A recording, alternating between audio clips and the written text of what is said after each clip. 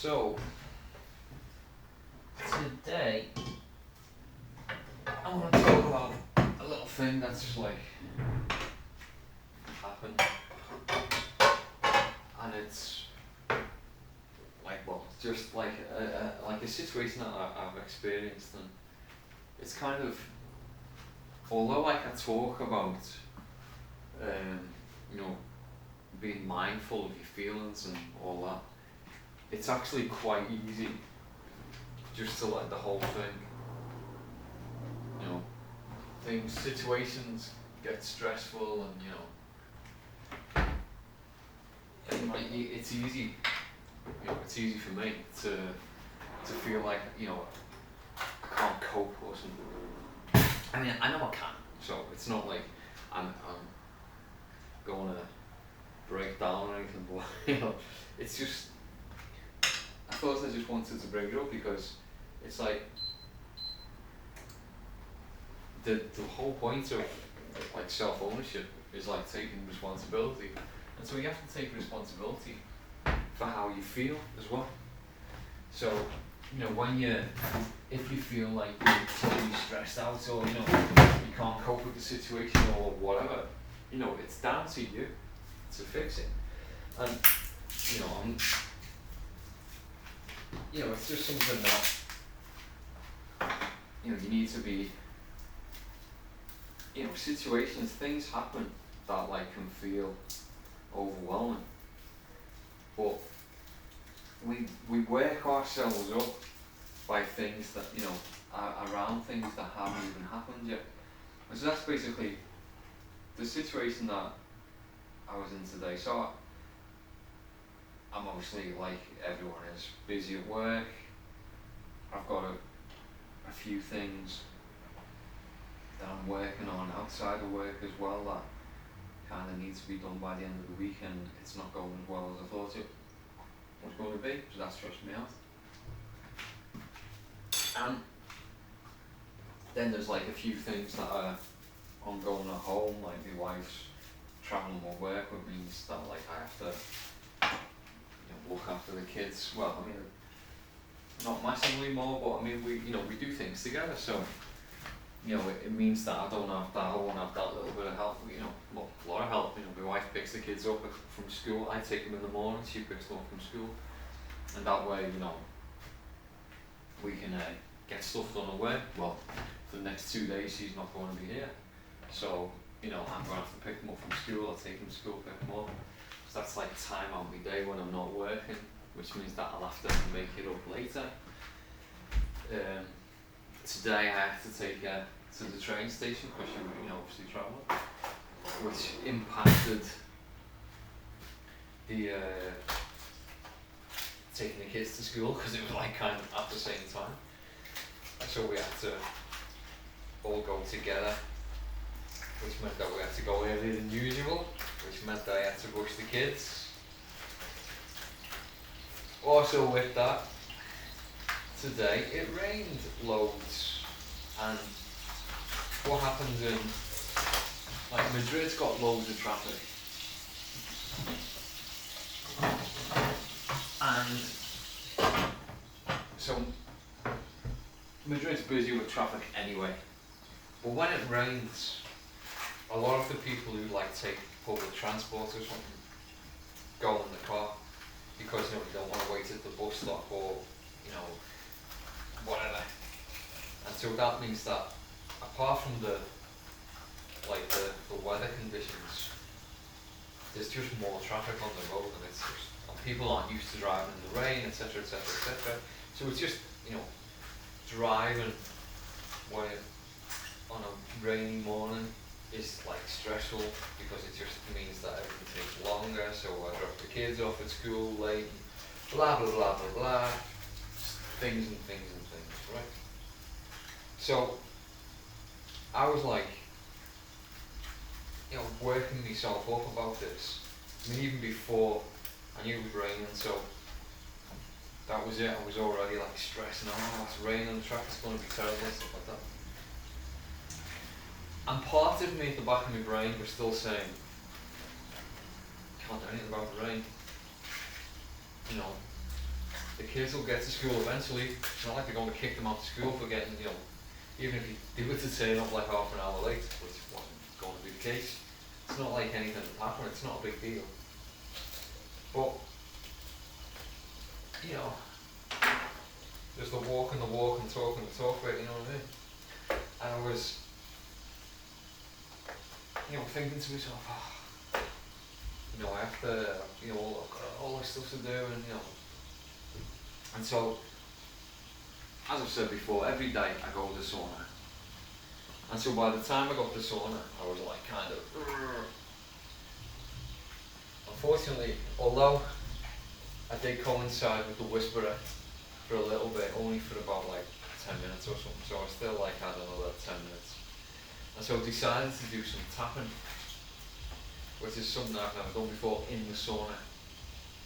And like, I wasn't really all that sure how to go, because doing stuff in the sauna, even stuff that like is quite enjoyable outside of the sauna, can suddenly become unbearable when you're in the sauna.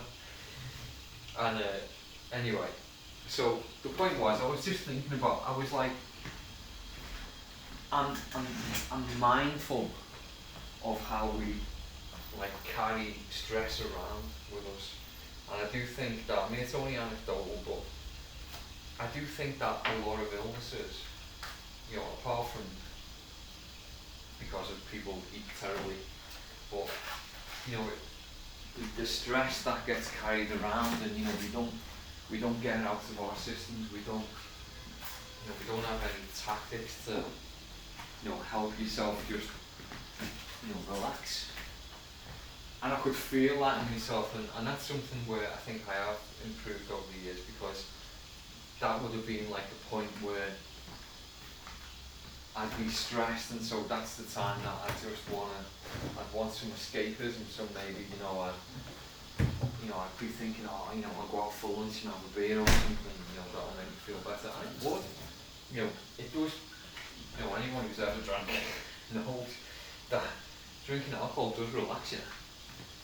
But it wouldn't, although it would have relaxed me, it wouldn't have actually improved my situation,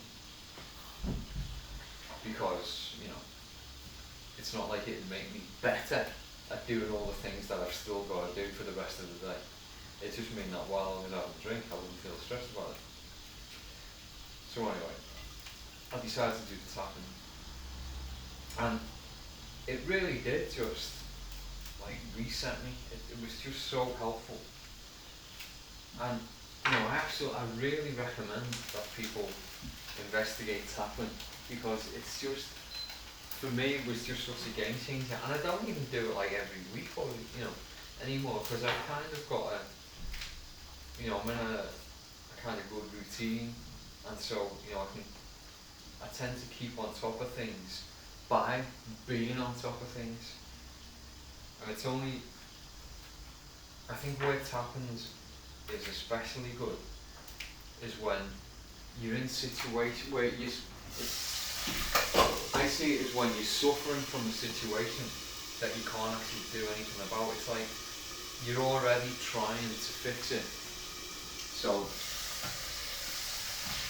suffering from it isn't helping, and in fact it might be counterproductive, because instead of you thinking, all right, I'll get on and I'll get cracking on that, you start thinking, you know, your heart sinks when you're thinking about doing it, and so you procrastinate, you don't do it. And I think, you know, for anyone who's ever been, you know, in a situation where you've got a lot on and you don't know how to do it, and, you know, you're kind of getting worried about the situation and stuff, you really don't want to get yourself in a situation where you're putting stuff off, because you can't. It's just like, it's not, you just get worse. You know, you'll just sit there and be terrified. And it's, you know, I've seen people, I remember people who used to do that at university. Like one of the guys that I lived with, and the guys that he used to hang around with, just before exam time, like, they'd all be hysterical. You know, because, you know, doing exams is, stressful. If you care, I mean, if you don't care, that's not. But you know, at least these guys cared enough to be stressed out about the exams. But rather than like being proactive, they just all sit together and like in our living room and like watch telly all together, like, or watch football, and they'd be like, oh, we've got we've got such and such exam tomorrow. Oh no, you know. And whereas some of the others, like especially like me and you know the guys I live with, when exam time rolls round, you get your head down and start doing it. And even though you are thinking, oh God, I don't want to do this, you can do it. But you know, exam time's different. You know, for me, like studying was, I enjoyed studying, so it never felt like a job or anything. But anyway, so I could see this on the horizon. You know, I know myself well enough to like see when things are in danger of getting out of hand, and that's kind of like what it felt like a bit. So that's why I decided this side cuts better. That's why I decided, you know, I'd do some tapping, because it was at a point where we were like, you've got to do something about this. And so I just did 2 rounds of tapping, and like it was just like, I know I keep saying I should do a video about tapping, but it's not even worth doing a video. I'll just show you some tapping right now. So like, you think about the thing that's stressing you out, and in all the videos you say like, mark it out of 10 how stressed you feel, and so like you'll say, oh, you know, a 7 or whatever. And so this is, and what you do is, you think about the thing, you provoke the stressful feeling by thinking about it, and then you start tapping. And so you tap here, and this is the only place that you tap. You do this once, even though on the rest of the round you miss this step out, but you tap here and you start there, and you're just thinking about what you do. And there's no like rhyme or reason, but you just like, when you feel right, you move on to the next one, and the next bit is above your eye, so you can see it there. You tap there. I normally do it without glasses because you have to tap the side of your eye. Yeah. See, like on the bone at the side, and you do the bone underneath, and you do above your lip, like that. You can see it there, and you do it there, and you do your shoulder bone, which is like that one, and you do, it's your collarbone, and then you do just like there under your arm, and then the top of your head, like your crown point. Now while I'm talking through this, I can feel like I'm feeling better. And so you go round again. So notice I've missed on my hand. And you go there, again. There. There. There. Collarbone. Under your arm. That shows a lot. And top. And take a deep breath.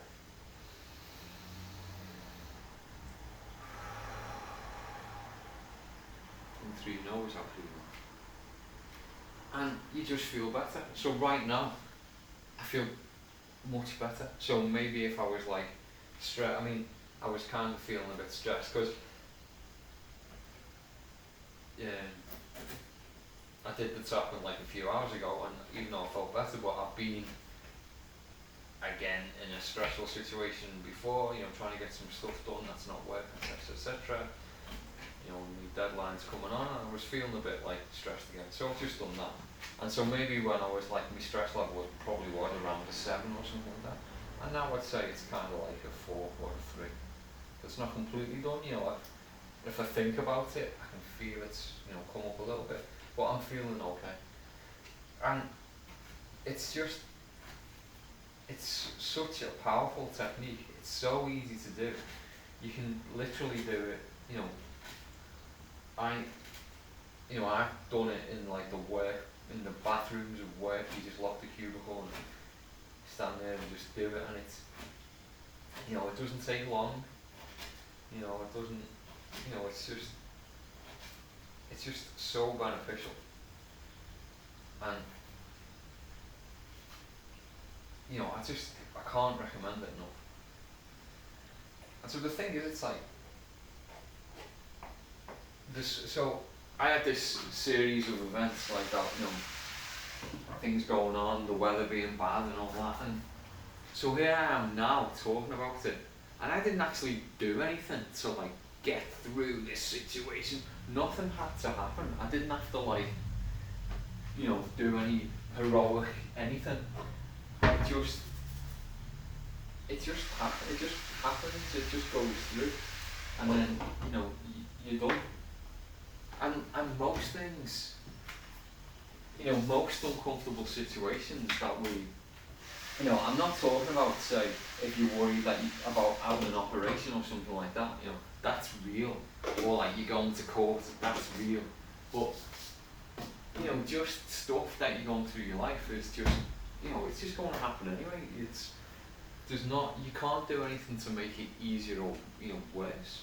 So, that's kind of like the Stoic principle, isn't it? There's no point in fighting things in your mind, because all I was stressing myself out in my mind about things that I just couldn't do anything about. I mean, literally, I'm not going to have much luck changing the weather.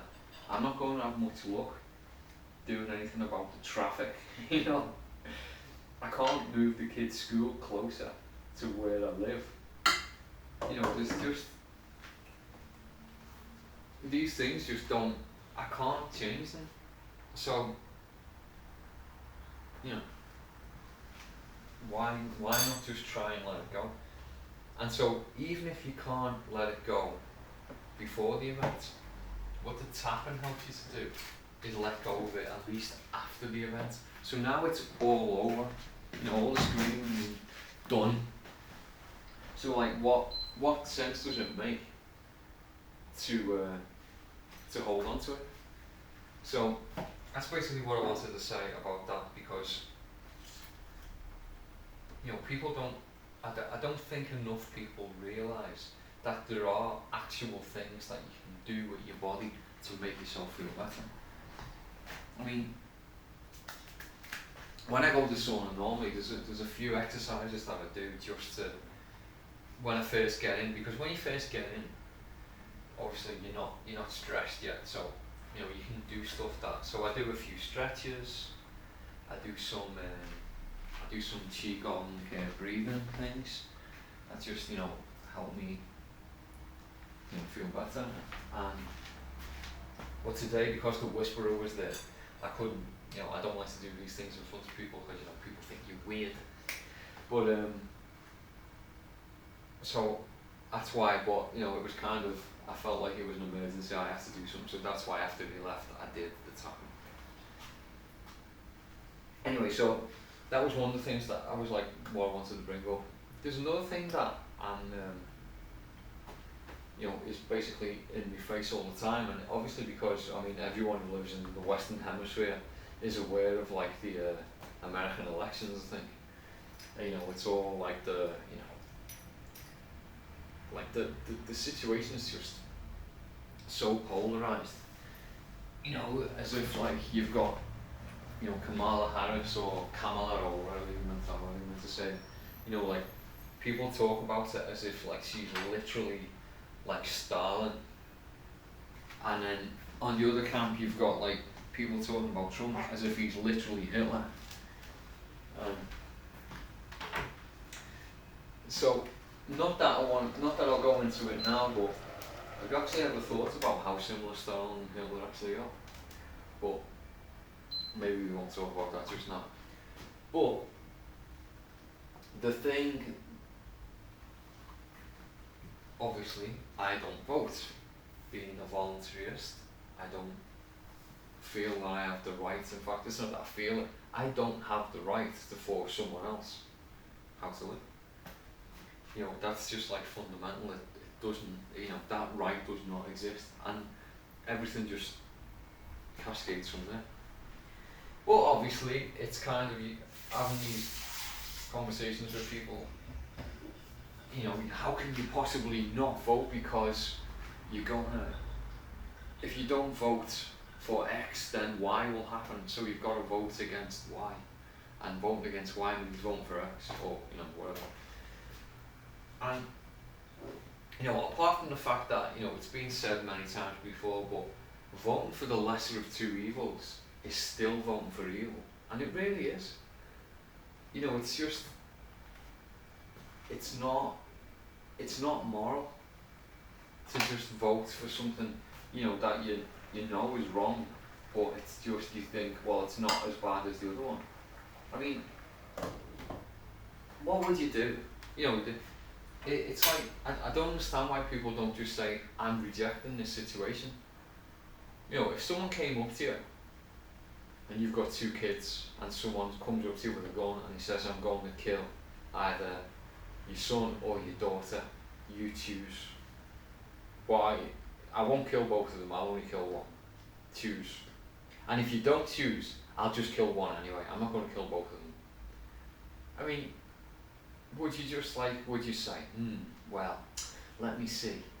I mean, I've got to vote, so, you wouldn't, you just reject, you just, look, you psycho, get on the ass, or, you'd fight them, or you'd do whatever, but you wouldn't just say, oh, well, if I don't choose, then I've got no right to complain. That's just, absolutely anything that comes out that, you get, anything that gets levelled at me for not voting, you could just change it to well, if I don't vote, some psycho wants to kill one of my kids, and if I don't choose, he's just going to kill one at random. But if I do choose, he'll kill the one that I say. That's kind of that's what voting is. It's just either something will happen, or you'll try and get something to happen, and maybe it will, or maybe it won't. I mean, apart from it's been said many times about if you were to spend as much effort in any other area of your life where what you did had so little effect on an outcome, they'd call you a lunatic. So if you go and vote, and even if it's in, you're voting for president or whatever, and there's, I don't know how many hundreds of millions of eligible voters there are, but you're one in several hundred million. It's you're not choosing to vote. You're realistically not changing the outcome. So why, it's a complete farce. And it's, apart from the fact that, the fundamental thing is that why are things getting worse if, democracy has been, going on for 200 years or, however old America is, 1776 or whatever, so why are things worse? That doesn't make sense. I mean, and also it's the whole, the word democracy is almost as badly used as the word anarchy. I mean, anarchy is in it just means no rulers. It doesn't mean no rules. It means no rulers. And so there's under an anarchist society, you could have people coming to agreements, and you could have law. Law can exist, but what can't exist is a state to enforce it, because it's immoral. You can't delegate things you can't delegate rights that you don't have. Well, in terms of democracy, people seem to think as democracy is voting, but that's not what it means. I mean, demos is the people, so it's the rule of the people, but it doesn't mean voting. I mean, that's why North Korea, it's called something like the Democratic Republic of North Korea, and it's said completely unironically. And the reason that is that if you're if you're a totalitarian, so it doesn't even matter whether you're right wing or left wing or whatever, if you're just a totalitarian, then the state is the people. By definition, the state is the people. So, therefore, anything that the state does is like done by a democratic power. It doesn't mean voting. It just means by the people. So, I mean, even like when we say like the mother of democracy or whatever, when we talk about ancient Greece, not everyone voted. It was a very select few people who could vote. And that was like the mother of all democracy. So it's kind of, it's been so normalized. The whole, well, you've got to vote because otherwise, you're whatever, you're irresponsible or you can't complain or, I mean, if someone, like the example before of like a psycho coming in and like saying, I'll shoot one of your kids and like, you choose what, kill me son, and he kills your son, and you go, you killed my son, and he'd be like, what are you talking to? You can't, you don't have any right to complain if you're playing this game. It's like, you only have a right to, I can't get my head around this, how people say if you don't vote, you've got no right to complain. It's like, that's exactly the opposite. It's like, if I'm saying that this is just a whole, a farce, why is it on me? It's like, imagine if I get forced into a boxing game, a boxing match, and it's like, yeah, well, you've got to fight him or him. It's like, I don't want to fight anyone. Obviously, you'd end up having to fight, but you saying that you reject it. And that way, no one will say, well, you chose to box, to do the boxing match. Like, no, I was defending myself. It's different. Whereas if someone just comes up to you and says, right, we're going to have a boxing match, who do you want to fight, him or him? And you just go, him. Then that's a completely different set of circumstance for you saying, I'm not going along with this. Anyway, so it's incredible. Like, if you look at the UK situation where people are complaining, it's like, start with this and start with that. It's like, well, you totally, what's going on? It's like, well, we voted for him, but we didn't think he'd do this. It's like, well, when did politicians know? When politicians don't work for the public, I mean, they just don't.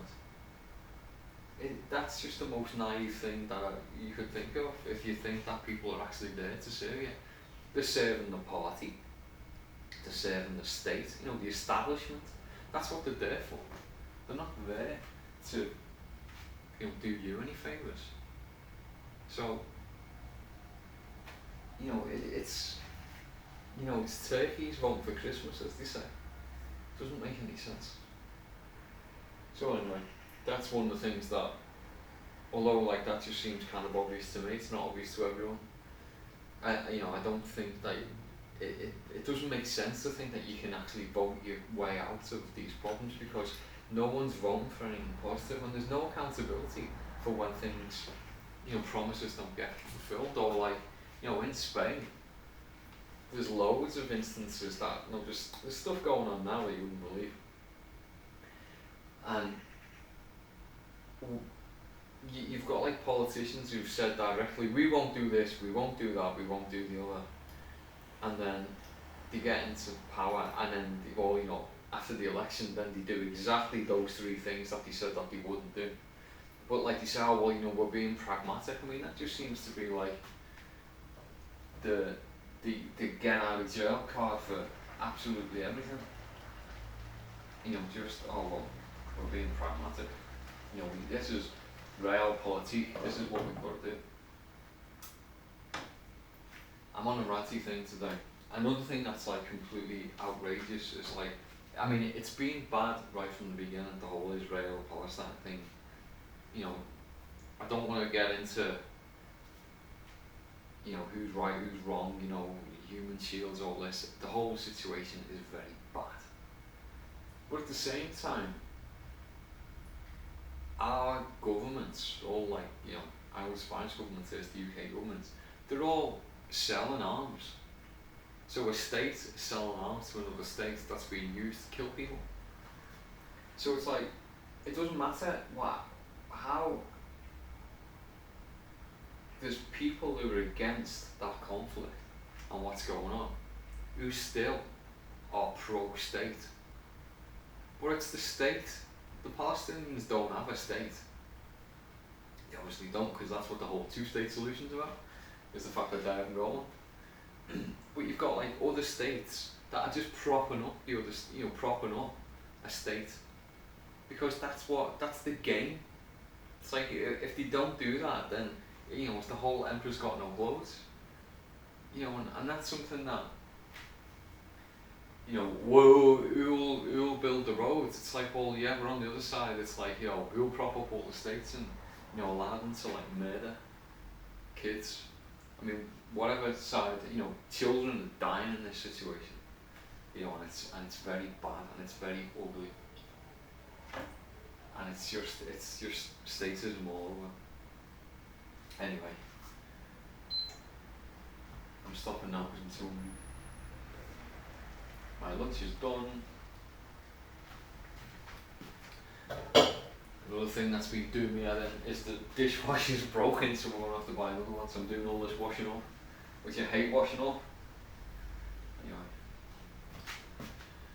randy rant.